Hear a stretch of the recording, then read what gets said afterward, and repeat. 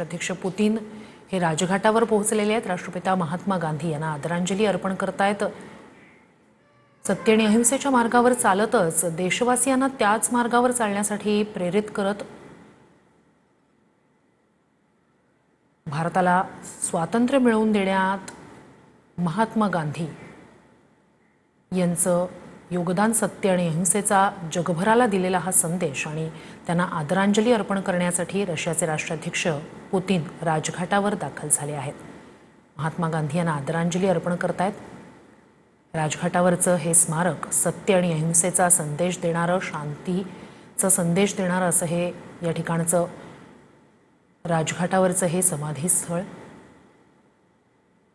महात्मा गांधी यांना आदरांजली अर्पण करण्यात आलेली रशियाचे राष्ट्राध्यक्ष पुतीन यांच्याकडून राष्ट्रपिता महात्मा गांधी यांना आदरांजली अर्पण करून आता पुढच्या दौऱ्यासाठी, वार्षिक शिखर परिषदेसाठी म्हणून हैदराबाद हाऊस या ठिकाणी पुतीन दाखल होतील।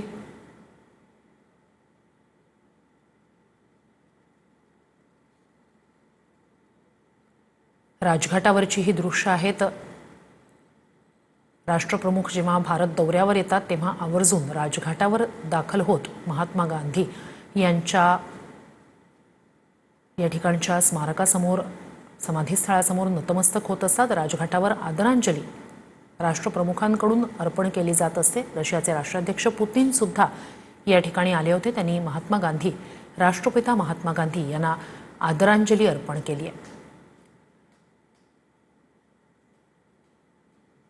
रशियाचे राष्ट्राध्यक्ष व्लादिमीर पुतीन यांच्या भारत दौऱ्याचा आजचा दुसरा दिवस, अत्यंत महत्त्वाचा असा हा दिवस, भरगच्च कार्यक्रमां ज्या ठिकाणी आखण्यात आलेले आहेत आणि रशियाचे राष्ट्राध्यक्ष पुतीन काही क्षणापूर्वीच त्यांनी महात्मा गांधी यांना आदरांजली अर्पण केली आहे।